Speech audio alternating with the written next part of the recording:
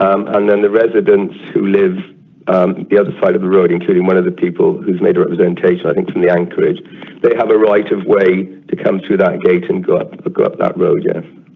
Okay, so I was just concerned that if there were people lingering outside the Dark Horse, then could it be supervised that side as well? So obviously a view of that should be considered in case. Yeah, the other side of the road, including one of the people who's made a representation, I think, from the anchorage, they have a right of way to come through that gate and go up that road. Yeah. Okay, so I was just concerned the full gate is about 10 if there were people right across at the top, so it isn't like they can go walking down the lane. Okay, that's very clear. Thanks for that. That's very helpful. Also, would that be the access for the flats above and the holiday at the back? Yes, it would. And then they would have key codes and access to that gate, so they can go in and out. But the general public wouldn't. Okay, thank you very much. Another question concerning the type of food and meals you'll be serving. I wonder if you could just give us some details on what you're planning to do there, please. Well, basically, we will cater the food towards the sort of place we are. So we'll do like a champions breakfast and that, like, and then we'll be doing, obviously we're not going to be a fine dining establishment, but we will do meals sort of like what you would call pub grub throughout the day, and or just snacks to complement people when they're watching, if they're watching something and they just basically want chips and stuff like that. So we'll have quite a few things on the menu, but obviously it'll be sort of more like your pub grub style of food. It certainly won't be fine dining. Oh, okay, thank you very much. And the toilets inside. Is there? I noticed on the basement there's 2 toilets. Are those accessible by the public, or is it just the one on that ground floor?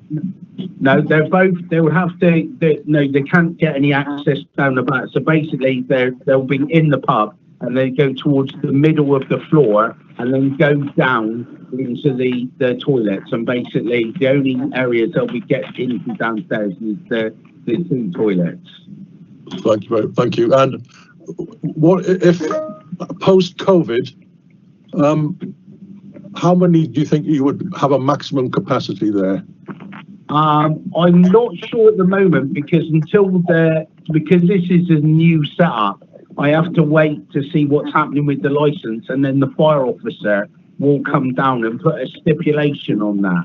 But it's not going to. What I do with my other place, I generally don't let as many people in as I'm allowed because I like to give people room to manoeuvre. I don't see the point of packing places. So I have actually got a fire limit of over 200 at my other place, but I only ever let 170 in because I don't see the point of packing people in because it just makes people uneasy, and I want people to be able to move around freely. So again, I won't overpack the place, but I'm not sure exactly what will be said because the fire officer won't look at it because it's a new license until a license is possibly granted. Thank you very much. Could I bring Mark Andrews, the legal officer, in, please? He has a question. Thank you. Thank you, Chairman. Just some points of clarification from either Professor Light or Mr. Fudge. But in respect, the first one is in respect of the amended hours in your hearing notes. You don't refer to the non-standard timings. Are they to remain, or are they removed now? No, they would remain, please, the non-standard timings. Thank you. And then also in your hearing note, and as you touched upon during the hearing, you said about the lobby with 2 inner doors, and you said about the the secondary double glazing, air conditioning, and the soundproofing. Those aren't actually in your conditions. So are you putting them forward as you would be happy for those things to be attached as conditions? So, for example, a condition that a lobby with 2 inner doors be installed, and that secondary double glazing be installed. I know you said you're going to do them anyway, but yes. Yeah, you're Mr. happy Fudge, for are those? you content for those to be put in as conditions? The state of the art air conditioning system's already in the building, and I'm fully going to do those two things anyway. So yeah, if you want to make that a condition, I'm more than happy to have those two conditions put in about the lobby and the windows, because the air conditioning is already there. Okay, and the soundproofing.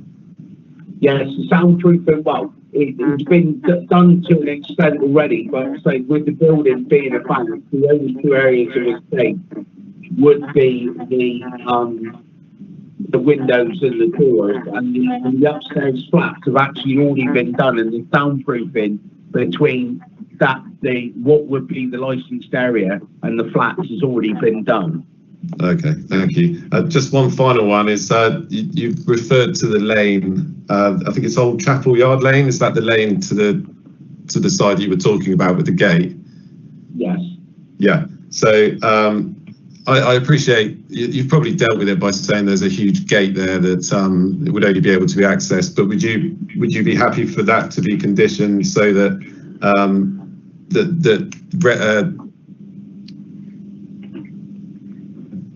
at all, or have access to it at all?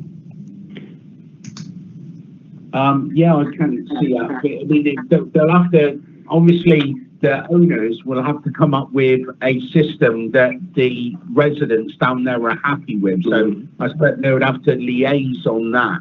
But it will, if whatever happens, the general public will not just be able to swan off down the lane regardless. But I presume that the landowner, the owner of the building, will have to consult with the residents down there on what sort of system they would be happy with. Okay, and what about deliveries? Do you have to have deliveries? Before you go, sorry, go on. No, sorry, just deliveries. Yeah. Deliveries generally arrive about between 9 and 10 in the morning, so they're not at unsociable hours at all.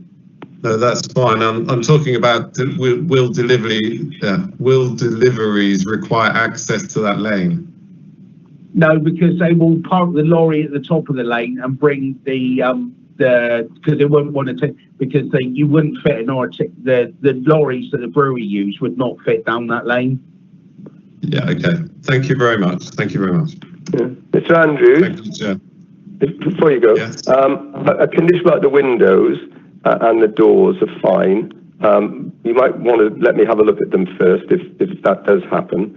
And I'm sure the wording's easy enough to get to them. As far as the gate's concerned, I think that could cause problems because, as Mr. Fudge has said, there are people living the other end of that lane, and it would be bad news if we ended up in a situation where we couldn't satisfy what the people who live down there wanted without breaching the condition of the license, if you see what I mean. It would be more, the concerns, I think, looking at the representations are that people would be going down that lane from people would be coming out of the premises and going down the lane, loitering in the lane, smoking in the lane. That's what I'm trying to sort of address. Really. Yes, no, I can see that. It's just customers going in the lane. I appreciate if there's a gate at the end of the lane, that can't happen. But if there isn't a gate at the bottom and there's a gate at the top, but the gate at the top would, at the moment, isn't. I think it's open. So, and as I say, I know that some people at least have a right of way up through there. And as Mr. Fudge said, they could be given a number for a keypad to be able to get in and out. If they were happy with that, they might not want that. They might think that was a pain and they didn't want that. I don't know. But they could be given that so they could get through there. And then if they had deliveries of items and things, it's just something which will be done, I think. I mean, if Mr. Fudge gave you an undertaking that he would liaise with the landlord and the residents to put in place something which would stop that lane being used as an informal smoking area, that might suffice. But I'll leave that to you, really. Okay. Well, I'll see what the members think anyway. But thank you very much for answering all those questions. Thank you. Thank you, Chairman. Thank you, Mark, and thank you. But I've just got one more point. Is there an opportunity to look at a technical sound monitoring device within the building?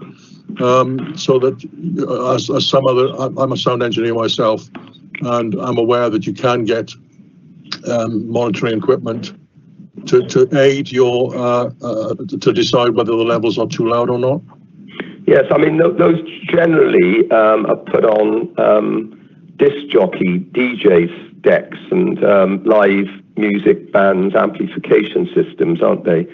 So they can't go any louder than a certain level that you set them at, and you have to investigate the acoustics and any escape noise and all that sort of stuff in order to do that. I mean, my suggestion at the moment would be, if it was acceptable to the committee, would be that is definitely something which would be looked into if there were any issues. But if there aren't any issues, it would be difficult now to formulate a condition which would cover that, if you see what I mean. Okay, thank you very much. Can I just go to Emma? Emma, we've had a message from Ethan about the live stream. Can I confirm that we're still okay to continue? Chairman, yes, it's Emma Code. Angela Saunders may be better placed to answer that question. Yeah, it's been sorted out. Thank you, Angela. So we can proceed now. Yes, before you go, I've had a message from Mr. Harmon, who is the landlord, and he said we would have to consult with the residents on the gate. So he's happy to do the gate, but he says that he'll need to consult with the residents, as we thought would probably be the case. So how the gate might be managed. Okay, thank you very much. Thanks for that. Thanks for that clarification. Thank you very much. Now, if there be no other questions from the members, I can't see any other question crosses in the box. We can now move on to representations from responsible authorities, and as we have no one here to represent the authorities, we can move to representations from other persons. So I will call on individuals as I have my list here. First on my list is Mr. Richard Thomas. I wonder, could you unmute your phone and put your case forward, please? Thank you. Yes, thank you, Chair. Can you hear me satisfactorily? Yes, it's low quality, but yes, keep talking, and we might be able to adjust it. Thank you. Okay, if I need to move, I will move necessarily. I'm here today on behalf of Mrs. Julie Perkins, and provide representation on her behalf in respect to the licensing application. My client is the freehold owner of 3031 Church Street, Falmouth, which is directly opposite the applicant site and the neighbour to the King's Head in Falmouth. On behalf of my client, a written representation was made, and this is dated 24th of August 2020, which you should have in front of you, and my submission today expands upon the points made in that letter. There are other very valid points made by other representatives and property owners regarding specific matters and experiences of occupation and living in the area, particularly in respect to the late night activity, but my comments, however, relate to planning permission and the licensing policy. This morning, email correspondence was received on the matter of the planning permission and the cumulative impact zone and noise. The lateness of this submission, I would suggest, is not within the spirit of the application. It suggests a lack of consideration for both the licensing body and the representatives here today. Safe to say that it has been made and it is accepted and is therefore being studied. In terms of the planning permission, amendments have been made with regard to the timings, but they still do not comply with the permission granted, which is PA 19/00760. Condition 4 of that permission requires that opening hours should be restricted to 9 a.m. to 2300 hours on Sunday to Thursday, and later on the Friday and Saturday. The hearing note issued is identifying openings starting from 8 o'clock in the morning, which is still outside the requirement of the planning permission. So for that reason alone, the application should be refused, as clearly the applicant cannot open for the times identified. The second point is whether a licence should be granted under the Falmouth Cumulative Impact Zone. This, as you know, is the Licence Act 2003 as amended 22nd of January 2019. Section 3.18 of that policy states, and I do paraphrase, that there should be a rebuttal or refusal of applications seeking to grant a licence which are likely to add to the existing cumulative impact. Cumulative impact means, again, as identified in the Act, large concentrations of people queuing, gathering, or leaving licensed premises at the same time, which can lead to conflict, disorder, and antisocial behaviour, and may also increase the incidence of other criminal activity. It's undoubtedly the case that the presence of a sports bar in this location, opposite a further late-night hostelry, the King's Head, will add to the cumulative impact. Professor Light for the applicant states that neither the police nor the public health have objected. This isn't support to the licence, and it is for the applicant to demonstrate that there will be no increase in impact, and this hasn't occurred. The noise inside the building is only part of the issue, and the other aspect is on the noise outside. No amount of secondary glazing will help that.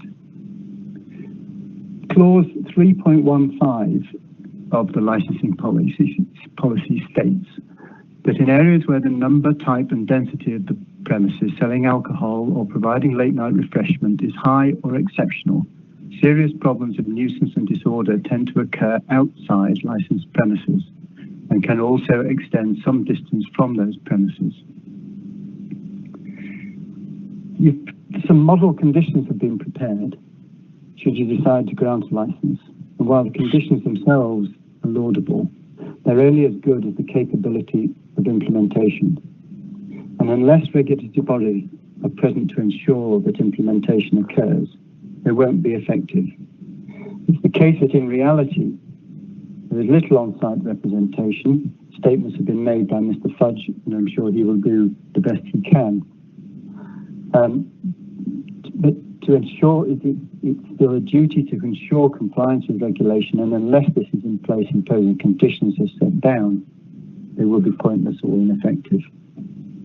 The responsibility on you as licensing panel is to ensure there are no additional impact in a cumulative manner within Falmouth through granting the licence. Imposing conditions and subsequent reliance on property owners to complain is not managing or controlling that cumulative impact. What it ends up doing is increasing the impact and then asking the property owners and residents to notify relevant authorities, which imposes an additional burden on an already inconvenienced resident. There's a further point to be made in that the premises have not been licensed before and would be an entirely new in the town. They are located opposite King Charles Church. We have the King's Head, which is already there, and a further drinking establishment in such close proximity is seriously damaging to the environment. I would reiterate that the licensing policy in clause 3.18 states that unless the applicant can demonstrate there will be no negative impact on the licensing objectives, then the application should be refused. I don't see that there has been proof that there will be no negative impact as far as that application is concerned, and for this reason, and to show compliance with your policy, you should not grant a licence at this time. Thank you. Thank you, Mr. Thomas. Are there any members that wish to ask any questions of Mr. Thomas? I have no crosses in the box. So thank you, Mr. Roberts. Mr. Thomas, sorry. I'm coming to Mr. Ian Robertson next. Mr. Ian Robertson, can you hear me? Yes, I can. Can you hear me? Yes, indeed. Loud and clear. Thank you very much. Please proceed. Thank you. Yes, good afternoon to you. I've already submitted a detailed statement of objection, so this really is just a brief supplement. I've been obliged to, I hope to say that I live at number 38 Church Street, and my bedroom window is about 20 paces away from the Dark Horse. So you'll understand my concern.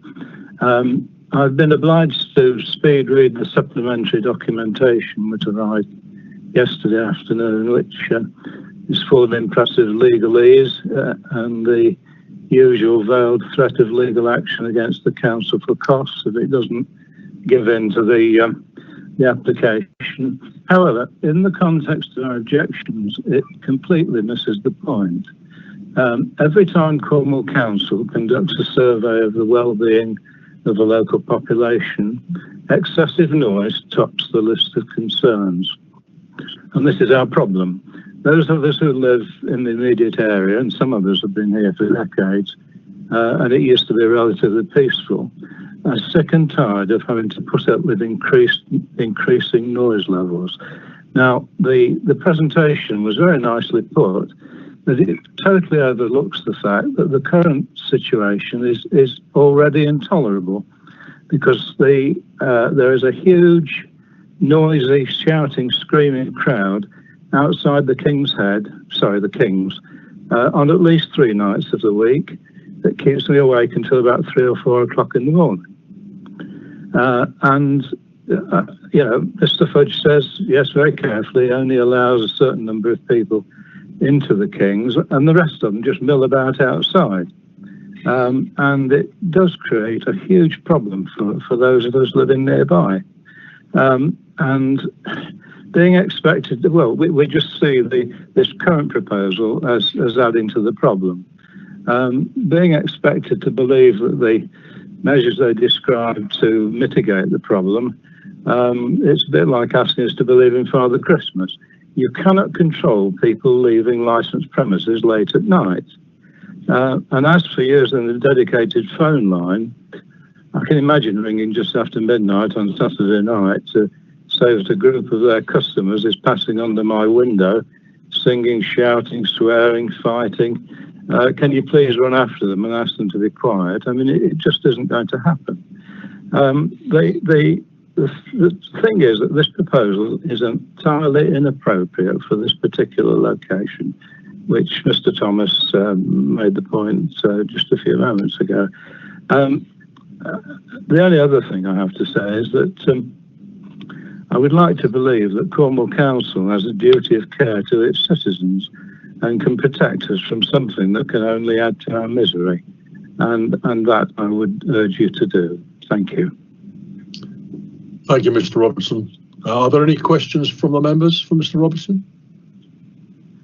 No, thank you very much. Now we can move on down to I'll invite Esther Dunstan, please. Are you there, Esther Dunstan? Hi, it's Angela Saunders, meeting producer here. Due to background noise, I had to mute Ms. Dunstan. So if you can hear me, Ms. Dunstan, can you press *6 on your telephone and that will unmute you? Thank you. Thank you, Angela.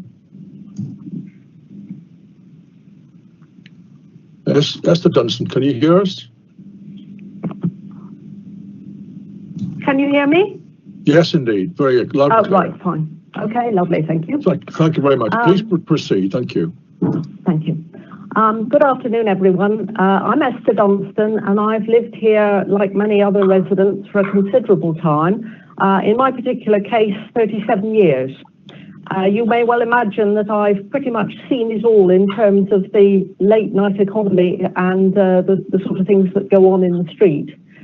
I note that the applicant cites police evidence item number 4 in support of his application.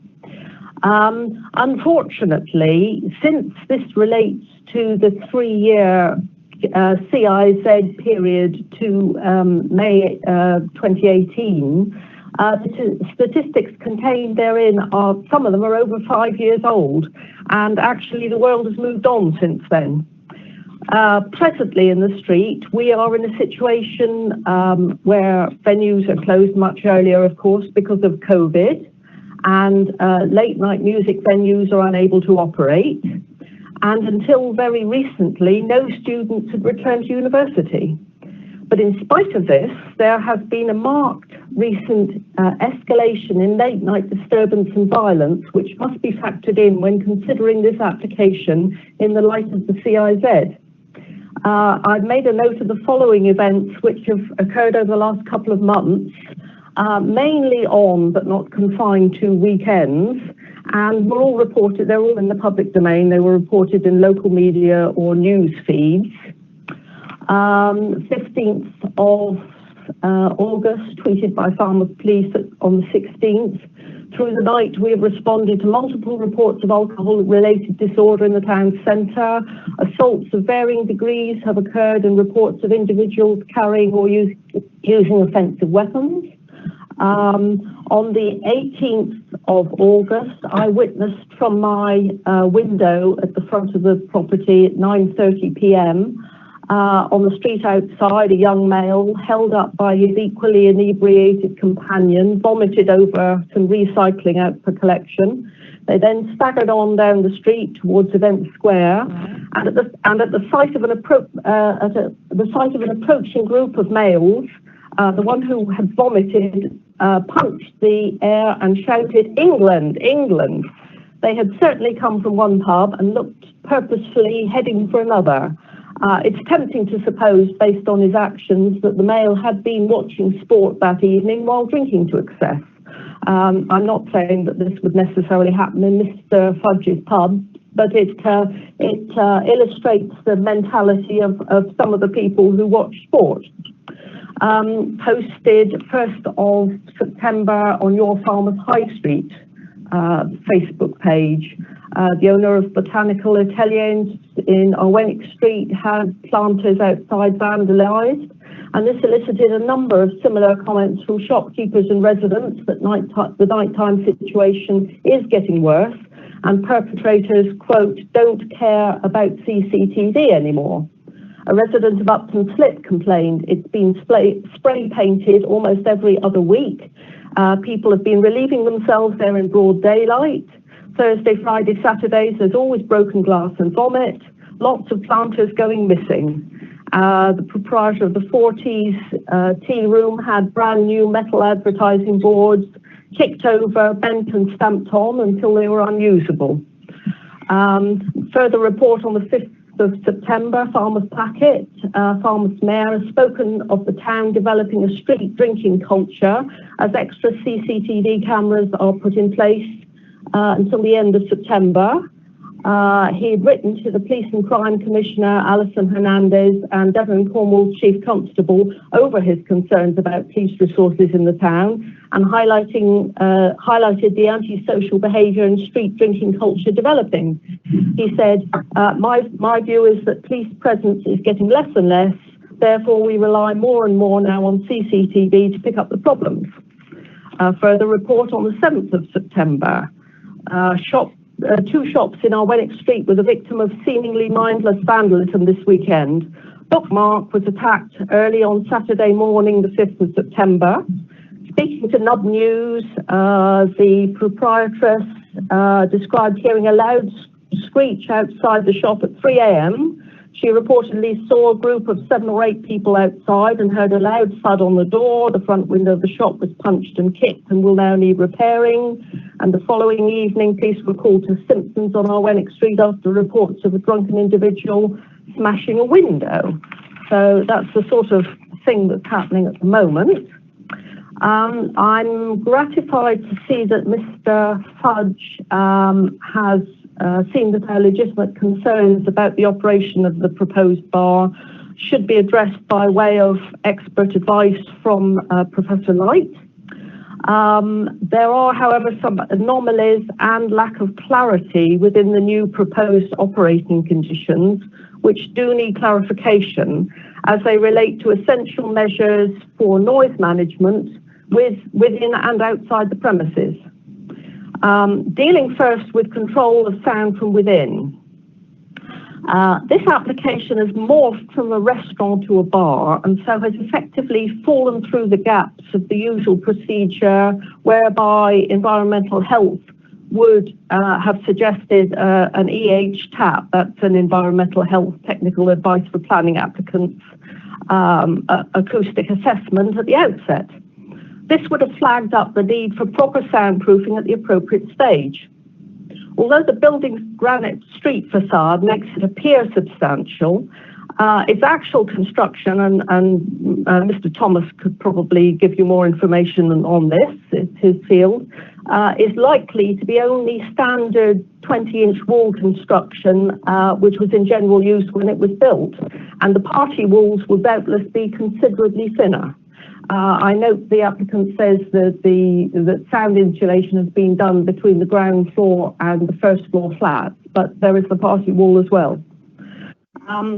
I'd like to ask if the licensing committee has ever approved a completely new premises license for premises which play music without a prior acoustic assessment and remediation. The remediation of noise issues at the King's was only achieved by full comprehensive noise insulation, and this is what's required at the Dark Horse. It is suggested rather ambiguously that in the proposed conditions that noise remediation will be achieved at the Dark Horse, but does not state clearly that this will be by complete soundproofing throughout the building. With regard to escape of sound from doors, the wording also is ambiguous. Condition 4, a second paragraph, states the door. This will have a lobby with 2 inner doors, and a condition is offered that the door will be kept closed except for the purposes of access and egress. To be clear, the physical door arrangement at Dark Horse would be unable, as it is, to contain sound from within effectively. At the King's, the escape of noise has been achieved out of the doors as follows. There's an outer pair of doors which lead into an interior lobby. This lobby has a further pair of doors to the interior of the premises. Both these self-closing pairs of doors are closed while music is playing, so that as people exit or enter, at least one pair remains closed so noise cannot escape. At the Dark Horse, the arrangement is different. Here, a very large single-leaf panelled hardwood wooden door, which I'd estimate to be about 2.3 metres high by about 1.5 metres wide, leads into a lobby. The lobby has a pair of self-closing doors into the interior of the premises. This outer door, which formed a grand entrance to the original bank, was in banking days and at the time when the council one-stop shop occupied the premises, always kept open back against the wall during trading hours, because due to its huge size, it was totally impractical to open and shut it as people came and went. So it would not be possible to use it as a closable outer door during trading hours for the sports bar. So this leaves us with only one pair of effective doors, which will not provide anything like the same degree of sound insulation. 2 sets of self-closing doors are required. Turning to condition 23, sound monitoring by staff, it must be emphasised that the nature of the noise from a sports bar is different from that of, say, a music venue, where the ambient level does not vary very much, but perhaps, for example, the bass sounds might require reduction. Mr. Chairman, you probably know more about these things than I do. On the other hand, a sports spectator audience noise is extremely variable and sporadic. Perhaps a tense silence when a penalty kick is taken, then a roar of triumph or a howl of despair at the result. Monitoring at regular times is almost certain to miss these sound peaks when they occur. Condition 23 states that in the event of noise escape, quote, the volume of amplified sound shall be reduced, but it may not be amplified sound, but patron noise that is the problem. The issue of noise from within is not simply about music or indeed televised commentary to events, but also about shouting and cheering. It's also noted, condition 23, that the proposed observation period for checking outside noise has been halved from what was originally offered, half-hourly proposed in the original application and hourly in the revised conditions. Robust CCTV procedures are all very well, but I have to say that judging from numerous recent incidents, as I've described, of nighttime disorder in Falmouth, it seems that perpetrators often don't care much whether or not they're caught on camera, so it should not be over-relied on as a deterrent. Clause 20, quoting, to ensure patrons do not congregate in the area and cause a nuisance. If there are multiple smoking patrons on a particular night who wish all to go out for a cigarette in the match interval, as has been described by Mr. Fudge, how can they be prevented from congregating? And how will staff know if they're causing a nuisance if one of us disturbed residents doesn't actually contact them at the time? I would like also to say a little about the cumulative impact zone and the review document. To quote, the clustering of alcohol-related crime is illustrated in the hotspot map and shows there are concentrations in Church Street and the Moor, areas typically associated with the nighttime economy. The hotspot spreads along Wenwick Street to the east and Killigrew Street to the west, adding another licensed premises at the eastern end of this corridor is likely to move the whole centre of gravity eastwards towards our Wenwick Street. The conclusion of the review, CIZ Review 18 document, was that in continuing as a designated CIZ, for licensed premises to actively address this in applications and review. Closure of other premises in the cumulative impact zone is cited by the applicant as a reason for approval. However, many of these are at the far extremities of Falmouth Main Street, as Professor Light, the two that were instanced, are right up the other end of town, and the immediate neighbourhood is unaffected. In applying for this licence, the applicant obviously seeks to attract a different clientele from the Kings.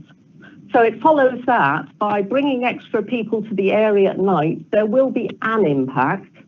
And since patrons frequently move from pub to pub, more people will be circulating in the area. So any additional noise from these people will add to negative impact for the residents. I believe that a new licensed premises in this area will negatively impact the CIZ and would certainly negatively impact residents' quiet enjoyment of their own homes. If, however, the committee are minded to approve the application, I would strongly urge, please, that the following conditions should be applied. Comprehensive soundproofing as well as double glazing throughout. The construction of a second usable set of self-closing access doors to the main entrance. And in order that the impact of the new operation can be fully assessed over a sporting year, if you like, of different events, that no further extension to operating hours be applied for or considered for at least 12 months. Thank you very much for your attention.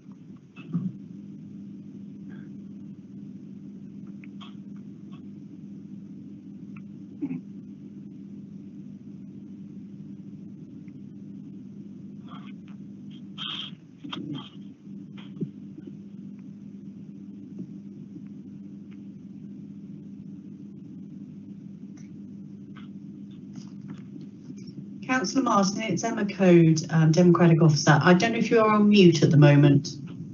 Hello? Oh, I beg your pardon. Yes, my mute buttons failed to work. Yes, hello, is that Rebecca and John Frankis, please, next?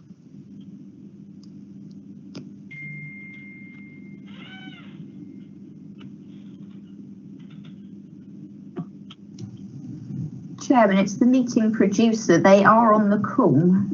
and they're not muted. I do have Okay. a question for Ms. Dunstan. Sorry, I'm Chairman. Oh, I beg your Sorry. pardon. I beg your pardon. sorry. I'm Councillor- here now. Rebecca Francis is here. My husband John had to go and fetch our children from school, so he has since left the call. I just wanted to add our main objection to this licensing application is in regards to harm to children, as set out in the Licensing Act. It is supposed to protect our children from harm. And we live directly opposite the proposed location. We're at 29 Church Street. And we look directly into their windows onto the ramp that they're proposing to use as a smoking area. And I believe would be very negatively affected by their premises being located there and granted this application. I had a couple of questions, mainly about how the noise level is to be measured. Previously, both the chair mentioned that inquired whether or not there would be monitoring equipment put in. I would like to understand what decibel level is seen as acceptable, because just saying that annoyance, that can be annoyance. Different people have different understanding of what that means. And with both of our bedrooms front onto that side of the street, therefore our children would be negatively impacted by the noise issuing from there in the evening, from people congregating outside. They don't realize how loud they're speaking, and it is one of the narrowest parts of the street with all hard surfaces, and it echoes.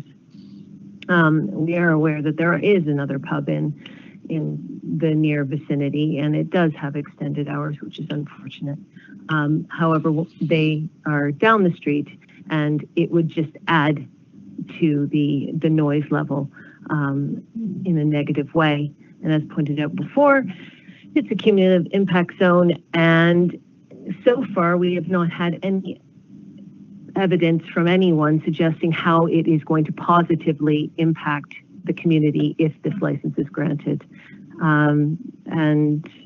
The other issue I have is that in their previous application, there was mentioned that there was security guards that were going to be present, or door staff at these locations. That has not been mentioned at all during this application.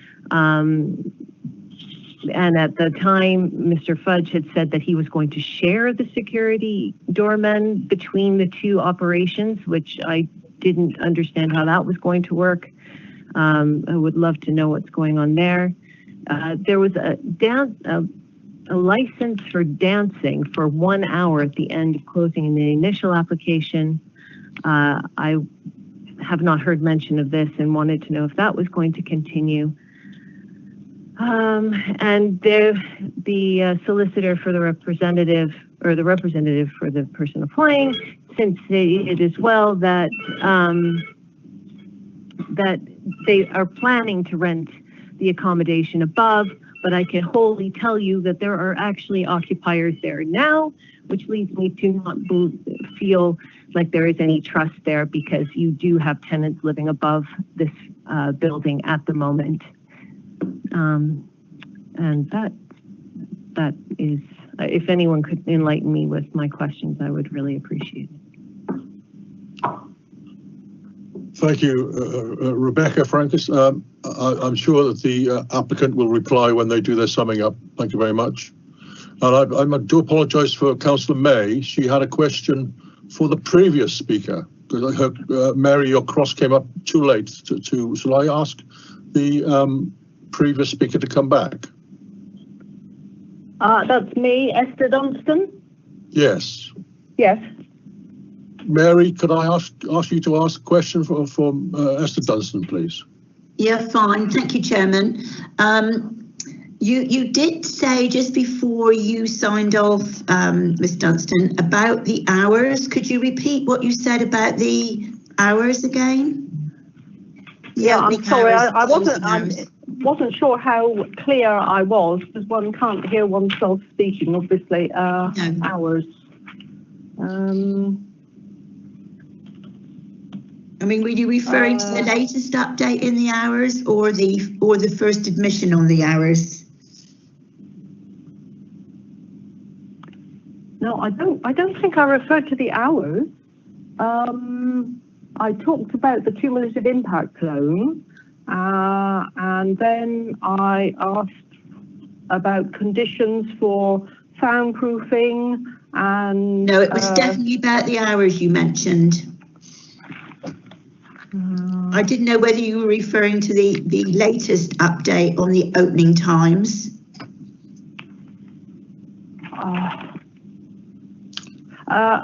Was it that I was talking about the proposed observation period for outside noise? No. Okay, doesn't matter, Chairman. No matter. Thank you. Right, okay, thank you. Thank you both. Thank you very much.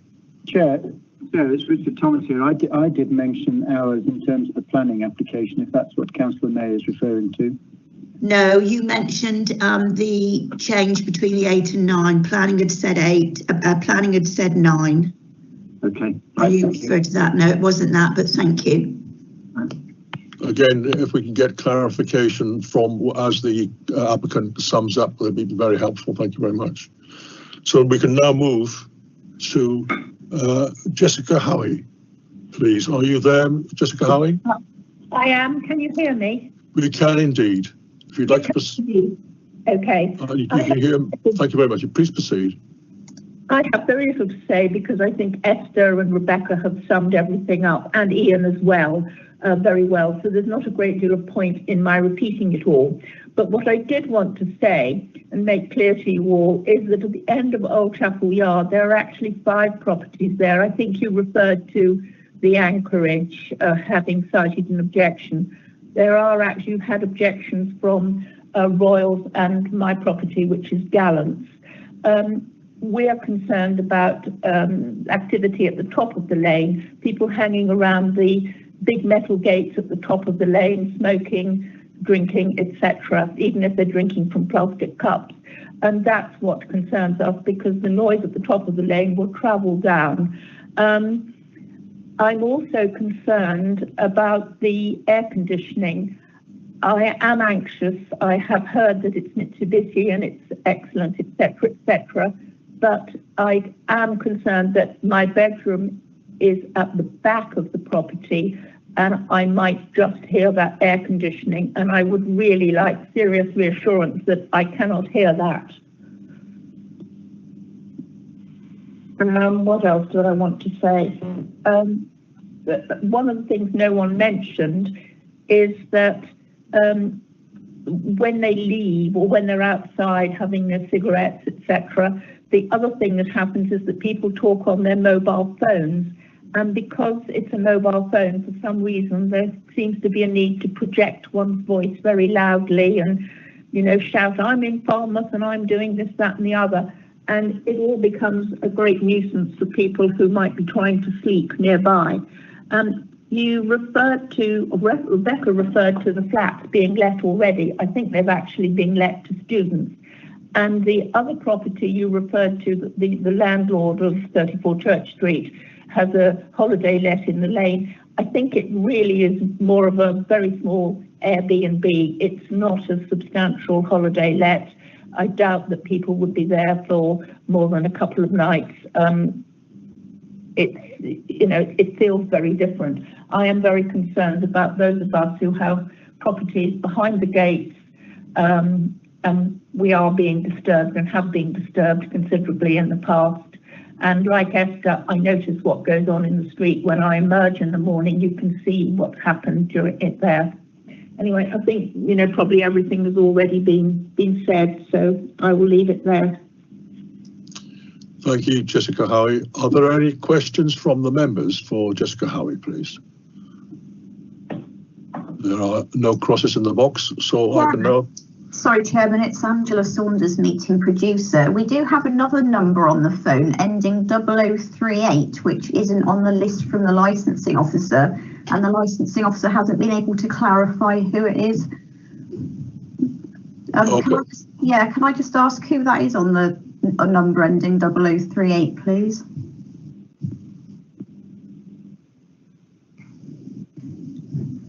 You've just muted yourself. You need to press *6 on your telephone to unmute yourself.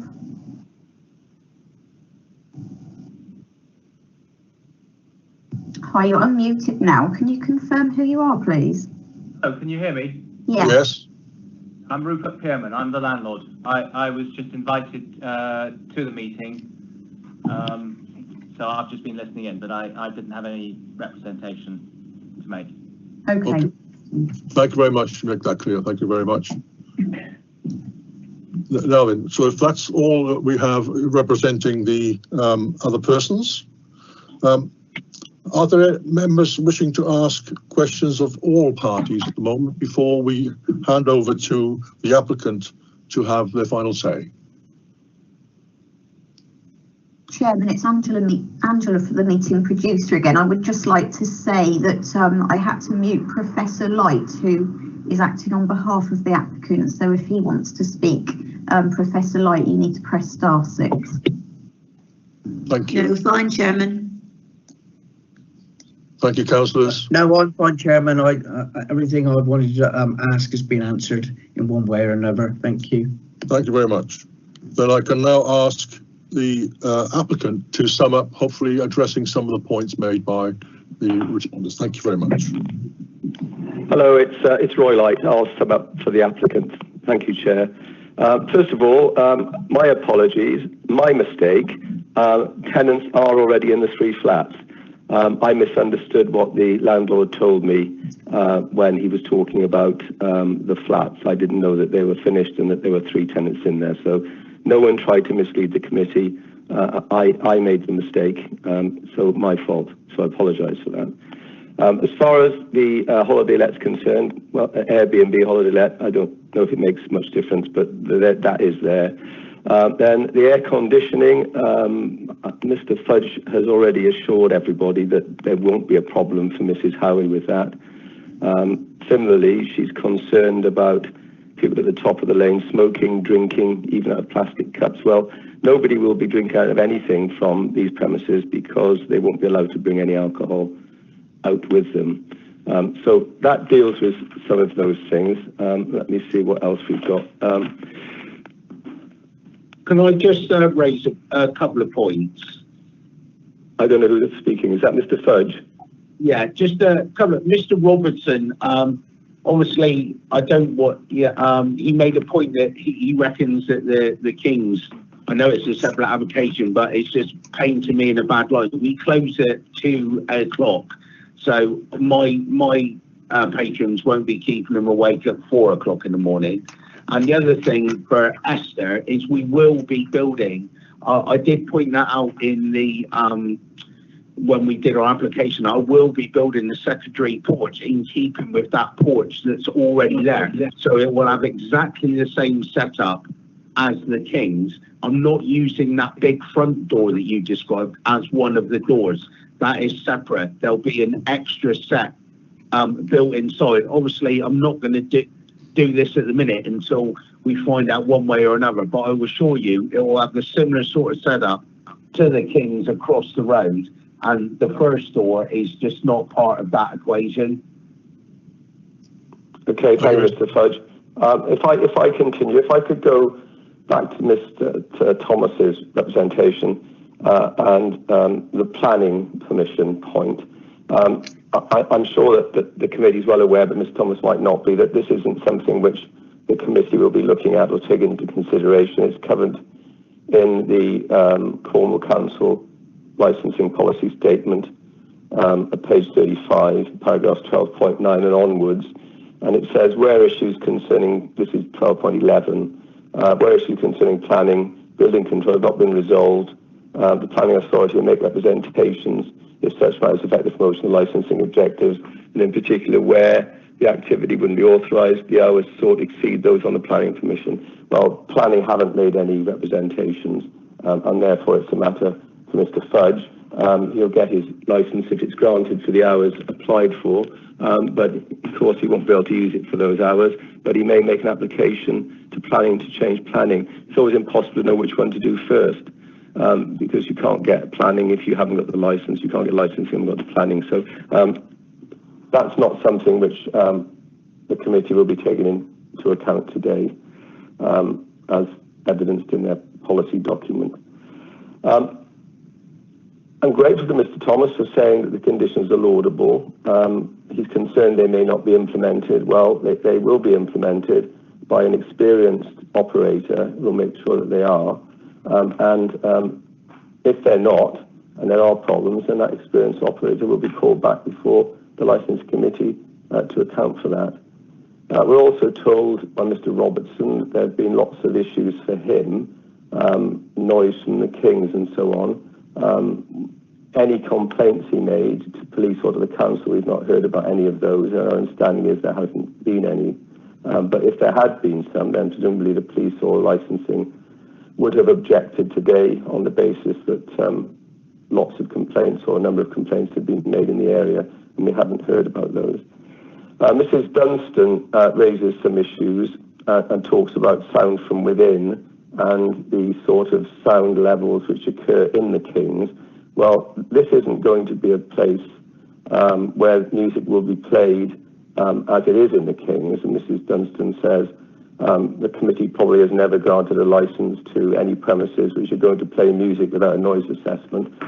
Well, there's no music going to be played in terms of disc jockey type music, and as the committee will be aware, background music up until 11 doesn't need to be licensed, and that's really all that's going to happen here. So all really it needs is background music, and that's all that's going to happen here. There won't be any loud music going on. The doors have just been dealt with by Mr. Fudge, and Mrs. Dunstan's point about not being able to use the main door has been addressed. Indeed, she's right on that, and the main door won't be used. The inner doors will be sorted out. She talks about the sporadic nature of the sound peaking and troughing. Clearly, the people who are monitoring the noise will get to know when likely noisy times are about, when somebody's waiting to take a penalty, and that's the sort of time they'll go outside and judge to see whether the noise is too loud or causing a problem or not. The hours were, it was every hour, every half an hour. I discussed that and we changed it to an hour because every half an hour seemed excessive. But we could change that condition if it would offer something for Mrs. Dunstan to say that whilst matches are being broadcast, checks will be made every half an hour outside for the noise. So I don't know if the legal officer is listening, hopefully he is, and may want to alter that condition to read, whilst the match is in progress at the premises, the noise monitoring will take place every half an hour, and particular attention should be paid to any peaks and troughs which may occur during the course of a match or a game. So that should be able to address that better. And also when the match isn't being played, they won't have to keep charging in and out all the time checking. I've dealt with the tenants already. As far as door staff are concerned, there's a possibility of door staff if the committee thinks that that's needed. Door staff have to be taken on for 4-hour periods. Mr. Fudge was going to keep matters under review once the premises opened and see how they operated and whether door staff were needed or not, and if they were, to put them into place. I mean, sometimes you get conditions that door staff have to be in the premises, and the premises might have 3 or 4 people in them and there's absolutely no need for door staff. So it's often done as an operational matter rather than just simply put on the licence.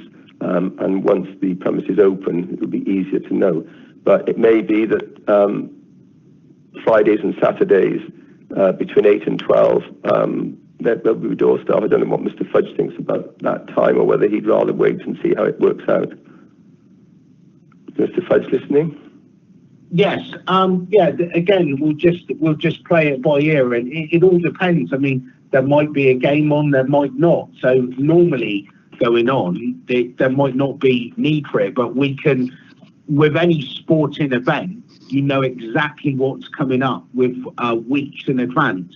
So we can scale the staff accordingly. And if we know there's a particularly important game coming up, then I can get door staff in for that game. But some Saturdays, you have breaks in the season where there's no football whatsoever. So there wouldn't be. So but the beauty of sport is you know exactly when it's going to happen and at what time. So we'll have plenty of time in advance to make sure everything is catered for that particular event. Thank you. I think that's probably addressed most of the issues, Chair, which were raised. If there are any that your colleagues want some more clarification on, I'd be happy to try to provide that. Thank you indeed. Members, are there any other questions to ask the applicant? No, thank you, Chairman. Thank you, Councillor. No, I'm okay. Thank you. I'm very grateful. Well, I won't repeat everything I've said already. I'm very grateful for the time that has already been spent on this application. I hope you'll feel that it's a well thought out, properly put together application which has addressed the concerns both of the people making representations and also of the fact that it's within a cumulative impact area. So far as the operator is concerned, I hope too that you'll consider he is a responsible, respectable, experienced operator who will make sure these premises run as they should do and properly, and don't cause any nuisance or problems to neighbours, and don't add to any cumulative impact which may be in the area. The revised hours, together with the raft of conditions which have been carefully formulated to match the premises, should be sufficient to make sure that there isn't a problem for neighbours, and also to make sure that the cumulative impact is not made worse in the area. I mean, I'm reluctant to say this because I don't want to sound unsympathetic.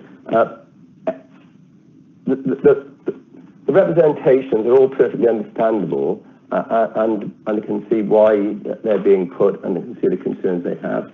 I mean, I think it does to a certain extent have to be borne in mind that they are living in a town centre. We're encouraging people to live in town centres, but of its nature, it won't be as quiet as living in a rural area, and therefore there's bound to be a bit of toing and froing and a bit of noise going on, but it mustn't be unreasonable, and there must be a balance between the people who live there and the people who want to operate their businesses there in order to keep the town centre as a viable place and to give employment to people, particularly in these very difficult times. The other matters which I think help the application as far as the cumulative impact area is concerned is the fact that the two responsible authorities responsible for the evidence upon which it was based haven't made representations. I think Mrs. Dunstan was who said that the evidence was 5 years out of date. Well, the police evidence goes to 2018. The documents dated May 2018, and the original application was in January 19, so 18 months later, and the police decided not to make any representation. So it's pretty current as far as that's concerned. And as I say again, hopefully the committee will have copies they can look at. The peak time, the red time for issues is 1 a.m. until just before 2 a.m. And as I say, these premises won't be open then, so they won't be causing any problems. So I don't think there's anything further I can add. Simply to say that I hope the committee will find itself able to grant the application as applied for, with the conditions that are offered and with the conditions which the legal officer requested. The residents, if the licence is granted, local people, if the licence is granted, I'm sure Mr. Fudge would be only pleased to hear from them if there's any issues that he can help them with, or if there are any issues which they feel need to be addressed. And this will be a good addition to the area, and provide an excellent use for a beautiful building that's sadly looking for someone to live it. So unless I can help further, Chair, those are my submissions. Thank you very much, Professor Roylott and Mr. Fudge, and everybody else representation this evening. We do appreciate all your input and your attendance this afternoon. It now gets to the point where we retire as a committee to consult with our legal advisor and come to a decision. The decision will be made public when everybody's left the meeting, I'm afraid. So it's going to be made. Can you confirm that, Angela Saunders? Yes, when the committee retire to make their decision in a minute, we'll be excluding the public, and the Democratic Services Officer will be contacting the licensing officer after the meeting to give the committee's decision, and you'll be contacted after the meeting. Angela, sorry, it's Mark Andrews from Legal. Yeah. Normally in these proceedings, my understanding is that the live stream is switched off for that part. I've double checked with Sarah Goodall, and we're actually just telling the people after the meeting we're not pausing the live stream and bringing everybody back in. Okay. All right. Thanks for that. Thank you. Thank you very much indeed for all your time. Thank you. Thank you. If I can ask you all to leave, apart from the members, thank you very much, and the officers. Thank you so much. Thank you very much. Thank you. Thank you. Chairman, I'll advise you when Democratic everybody's the officer, can you let me know when you're ready for me to read the exclusion paragraph? Indeed, thank you. In fact, we're ready now, in fact. Yes, we are. Yeah, okay, thank you. It is resolved that under section 100A4 of the Local Government